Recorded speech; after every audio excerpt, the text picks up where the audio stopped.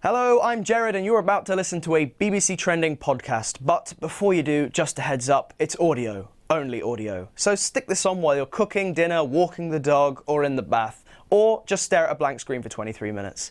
We're trying something new here and we hope you'll like it. Enjoy. I am really sad about Facebook. I got involved with the company more than a decade ago and have taken great pride and joy in the company's success until the past few months. Now I am disappointed. I am embarrassed. I am ashamed. This is Roger McNamee, reading an email he wrote in October 2016. It was originally intended for an audience of just two people, Facebook founder Mark Zuckerberg and Chief Operating Officer Sheryl Sandberg. McNamee had been a key advisor to Zuckerberg and an investor. He helped bring Sandberg to Facebook from Google. But he wanted both of them to know that he had come to view Facebook as a monster. With more than 1.7 billion members, Facebook is among the most influential businesses in the world. Whether they like it or not, whether Facebook is a technology company or a media company, the company has a huge impact on politics and social welfare. Every decision that management makes can matter to the lives of real people. Management is responsible for every action. Just as they get credit for every success, they need to be held accountable for failures. Recently, Facebook has done some things that are truly horrible, and I can no longer excuse its behavior. I'm Mike Wendling, and you're listening to Trending, the podcast that takes a deep dive into the world of social media. I've been talking to Roger McNamee, a Facebook insider who has turned into one of the company's most high-profile critics. More generally, he's concerned about the impact that big tech companies are having on society. Roger is 62 years old, a self-described tech evangelist, and over a decades-long career, he's made a fortune from investing in startups, Facebook included. But, he says, he became increasingly worried about the company, and now he accuses it of everything from undermining democracy to damaging public health. He's concerned about how much data we're allowing to be gathered about ourselves and what it's being used for. And he's laid out his arguments in a new book called Zucked, which makes his case for greater government regulation of social media. At the same time, he also believes individuals have a vital role to play as well. I began my conversation with him by asking about his first dramatic encounter with Facebook's founder. I first met Mark Zuckerberg in 2006. He was 22. The company was 2 years old, coming off a $9 million year when it was mostly selling pizza delivery services. The product was very primitive. It was basically just an image, people's personal information. There was no news feed. And the only people using it were high school students and university students. I was asked to take a meeting with Mark by one of his colleagues who said there was a crisis going on, and he needed to speak to somebody who was experienced, objective, trustworthy, and not conflicted. So imagine the scene. He comes to my office. I had a firm in those days with Bono, the front man for U2, and our goal was to invest in companies at the intersection of media and technology. Mark comes in there, he sits down, and I explain, Mark, before you say anything, I need to give you some context for what I'm looking for and what I believe. I said, if it hasn't already happened, either Microsoft or Yahoo is going to offer $1 billion for Facebook, and everybody you know, your parents, your board of directors, your management team, they're all going to tell you to take the money. Well, I want you to know, Mark, I think Facebook has broken the code on social media. You have the secret weapons.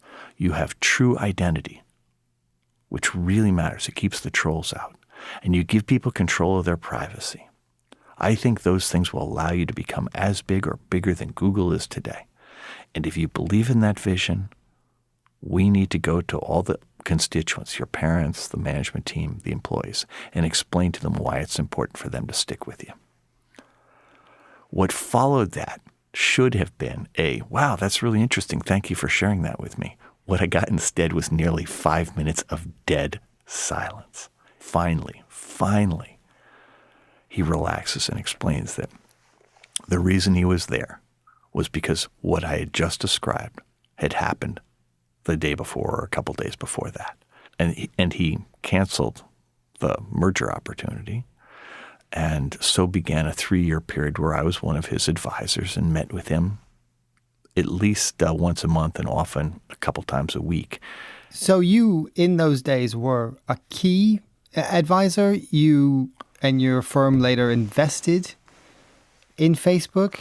I was a huge fan. I mean, the mission of the company is to make the world more open and connected because we believe that everyone is going to have a much better experience when they're doing different things with their friends, right? When there's more information out there, or you can discover great content through your friends, or you can discover new food that you want to eat, or places to run, or anything like that, your world just becomes a lot richer. Mark Zuckerberg there talking to the BBC in 2011.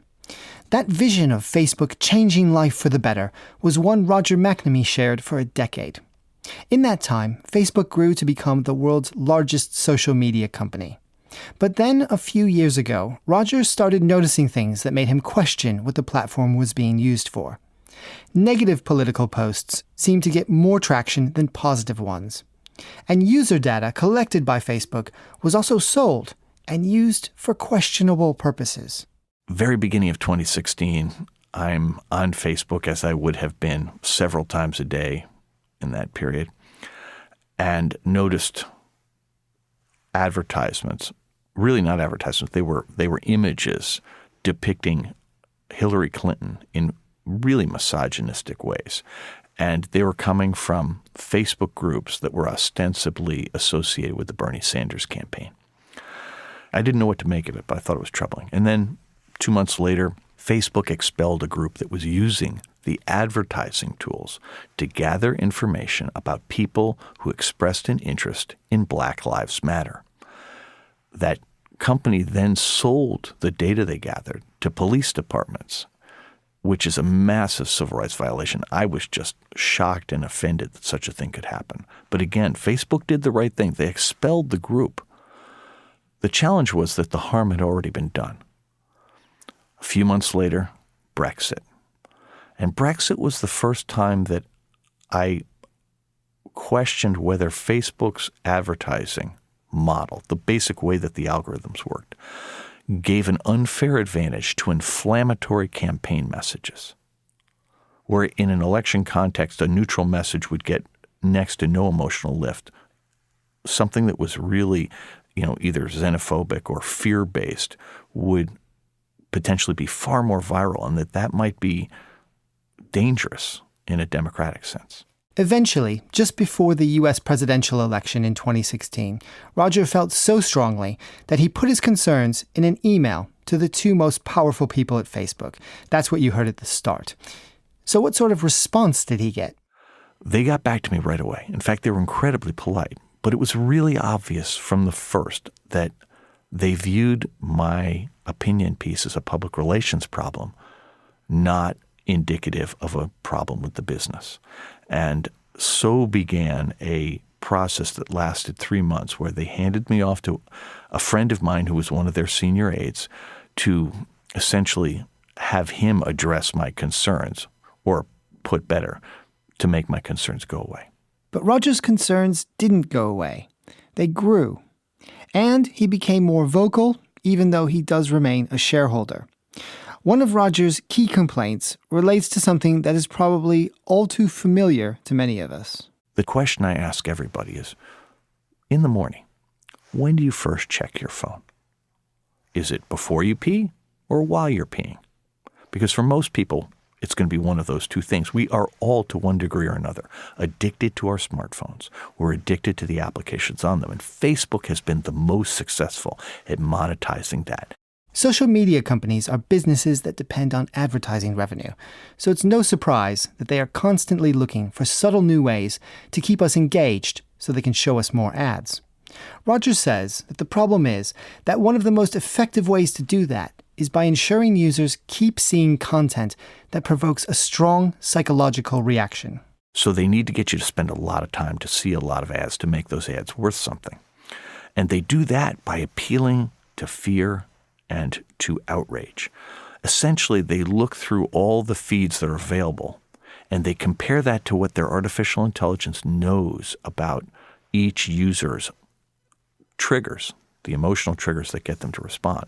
And then they calculate what the news feed should look like in order to take you from whatever state you begin in to some form of fear or outrage. And they're not going to do this every time you're there, but they need to do it often enough to get you to see a lot of ads. The problem is that people who advertise on Facebook, if they have bad intentions, can take all the tools that were developed that make Facebook so successful for traditional advertisers and use those to manipulate people's attention and ultimately manipulate the things they believe. So that's a huge problem. Another problem for Roger is the amount of data that Facebook and Google gather about users and what is done with that information. For him, it goes way beyond what a business should legitimately expect to know about its customers and has become something more sinister. The larger issue, the one that goes way beyond Facebook and goes way beyond Instagram, and to include Google, YouTube, and other members of the data economy, is that they're not just capturing our photographs and the posts that we put up. They're capturing a lot of incidental signals, things that we aren't even conscious of: our location, the time of day, the path we took before we made a post, and then the path we take afterwards, where we travel on the web. And by assembling all that data into an artificial intelligence and into a machine learning system, they can develop tremendous insights, not so much about us, but about whole populations, people who look like us. And the reason this is so dangerous is, first, we're not conscious of it. But second, the whole goal of this is to create a marketplace of predictions about our actions. And for platforms like Facebook and even like YouTube, they have the opportunity to influence, once the prediction is there, to actually influence to ensure that the prediction comes true. And so essentially our future, the next few minutes, the next few hours, the next few days, maybe the rest of our lives, are being influenced by people who are profiting from our actions without our having any clue that this is going on. I'm Mike Wendling, and this week on Trending, I'm talking to former Facebook insider Roger McNamee about why he thinks social media and companies like Facebook and Google are harming society and what we can do about the problem. I think that we're dealing with an industry that's causing harm across so many different areas that each one of us has an opportunity to contribute. And I have great hope because as the human beings formerly known as users, we have much more power than we realize. We do have the power to change our behavior. McNamee wants to break up the near monopoly position enjoyed by a handful of huge online companies who are able to collect so much data about their users. One way of doing that is to boycott those companies and try to use smaller alternatives instead. He's devised a novel way to do that. There are substitutes. For example, I've decided to leave Google about 1.5 years ago, and I've turned it into a video game. You may recall a game called Frogger, where your character is a frog trying to get across a river by hopping on logs that are moving down the river. By a car or whatever. But the way it is, I treat Google as the river, the logs are the alternative products, and I try to hop across the river and never touch Google. And of course, every once in a while, when I'm on the web, I'll be looking at a restaurant thing and inadvertently click the map, and it turns out to be a Google map, and so I fall into the river and I have to start again. But I have, my high score is 2 months, and I feel really good about that. There are other search engines out there. However, Roger admits some apps are harder to live without than others. I still use Facebook. I've been able to wean myself from Google, which was unbelievably hard, but I play in a rock and roll band, and the whole band lives on our fans. We all live on Facebook. And I have a book that's aimed at people who use Facebook and Instagram, and so I have to be able to reach them on those platforms. But I've changed my behavior completely. I don't let them hit my emotional buttons. I don't engage in political things. I don't read news there anymore. And I post hardly anything at all. Do you really have hope that people are listening to you, that people can fight back against these corporations that are incredibly powerful? I cannot overstate my excitement about the response to Zucked, which is the name of my book, but also to this movement. I've been on a book tour, and the audiences have been astonishingly large, hundreds of people at every event. And that is just an amazingly pleasant surprise. People of all types, and their parents worried about their kids, their grandparents worried about their kids and grandchildren. There are people worried about themselves. There are people worried about democracy, people who are worried about the economy, people worried about public health. And so I am really encouraged. Facebook is an idealistic and optimistic company. For most of our existence, we focused on all of the good that connecting people can do. Over the past couple of years, Facebook has come under scrutiny around the world as never before. When Mark Zuckerberg appeared before Congress in April last year, he began by apologizing for a series of scandals which had knocked public confidence in the platform. But it's clear now that we didn't do enough to prevent these tools from being used for harm as well. And that goes for fake news, for foreign interference in elections and hate speech, as well as developers and data privacy. We didn't take a broad enough view of our responsibility, and that was a big mistake. And it was my mistake, and I'm sorry. I started Facebook, I run it, and I'm responsible for what happens here. So Facebook says it gets the concerns about its impact. It's promised changes. Mark Zuckerberg recently announced his intention to create a so-called Supreme Court for Facebook. It would be an independent body that would rule on what sort of content can be posted on the platform. But despite the mea culpas, Roger questions whether Facebook is seriously committed to making harm reduction a priority. The people that I have spoken to who have talked to them more recently than I have confirm a suspicion I've had all along, which is that Mark has a belief that connecting everyone in the world is the most important thing anyone could do right now.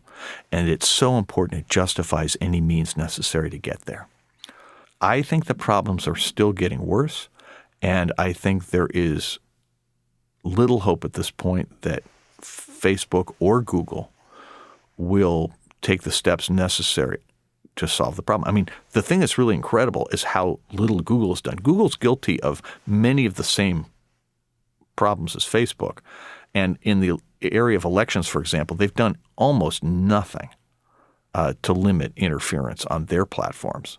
And you can see this just by looking at YouTube, how much damaging information there is, how much disinformation there is, how much harmful information is on there.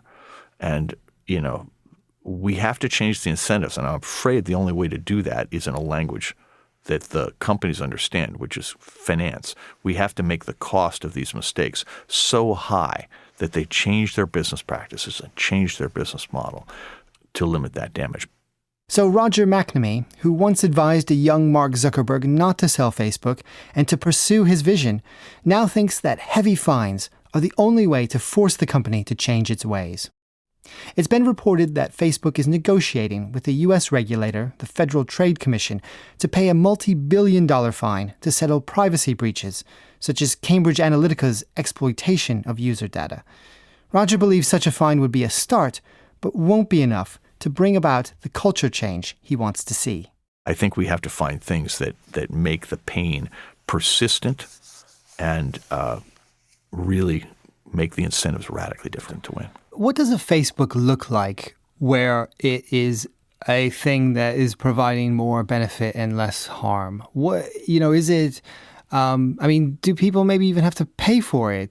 I think realistically, the way I'm describing it's going to be a smaller business than it is now in terms of the revenue and profits because, and by the way, that will go doubly true for Google because I think that their ability to manipulate to gather signals and create a forecasting business around people's behavior, that is an enormous threat and needs to be regulated very tightly.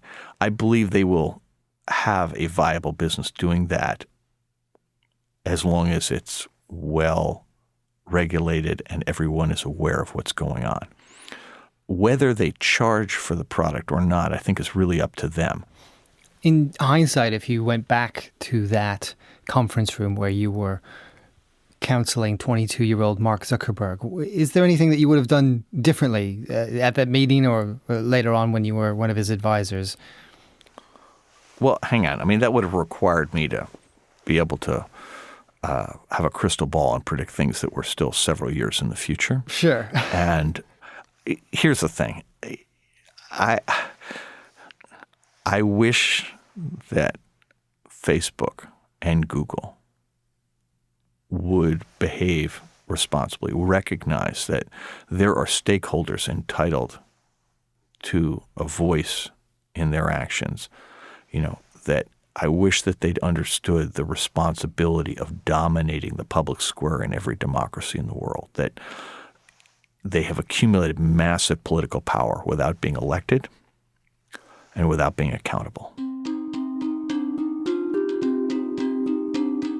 Roger McNamee, an early Facebook investor turned critic. We asked Facebook and Google for responses. Google sent us a statement from Christy Canigallo, their vice president for trust and safety. She told us that providing useful and trusted information is enormously complex, and the statement went on to say, "We have 20 years of experience in these information challenges, and it's what we strive to do better than anyone else. So while we have more work to do, we've been working hard to combat this challenge for many years." Facebook told us, "We take criticism seriously. Over the past 2 years, we've fundamentally changed how we operate to better protect the safety and security of people using Facebook." They also said that Roger McNamee hasn't been involved in Facebook for a decade.